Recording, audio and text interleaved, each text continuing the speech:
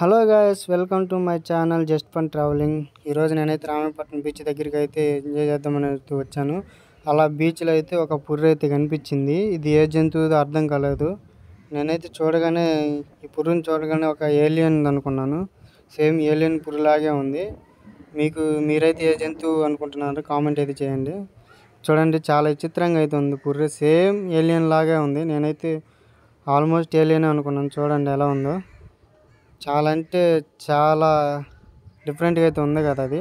అలా పక్కనైతే కొన్ని గవ్వలు అయితే కనిపించాయి అనమాట. వ్యూ బాగుండేసరికి తీసాను, వీడియో అయితే తీసి చూపించాను అనమాట. మీరు చూస్తారని. చూడండి, చాలా ఉన్నాయి. ఇవే గవ్వలు కాదు, చాలా గవ్వలు అయితే ఉన్నాయన్నమాట ఈ సముద్రంలో. ఈ సముద్రంలో అంత తెలియనివి అయితే చాలా అయితే ఉన్నాయి. అలాగే ఇలాంటి చేపలు కూడా కొన్ని సముద్రం ఒడ్డున అయితే వచ్చి ఉంటాయి అనమాట. ఇవి చాలా విషపూరమైన, వీటికి చాలా దూరంగా ఉంటే చాలా మంచిది. చూడండి, ఇదే నేను వచ్చిన సముద్రం అనమాట. బీచ్ వ్యూ చూడండి ఎలా ఉందో. మీకు నచ్చితే ఒక లైక్ కొట్టండి. మన ఛానల్ కొత్తగా చూస్తున్నైతే వెంటనే సబ్స్క్రైబ్ చేసుకోండి. ఇలాంటి వీడియోస్ కోసం వ్యూ అయితే చూడండి ఎలా ఉందో కామెంట్ అయితే చెప్పండి.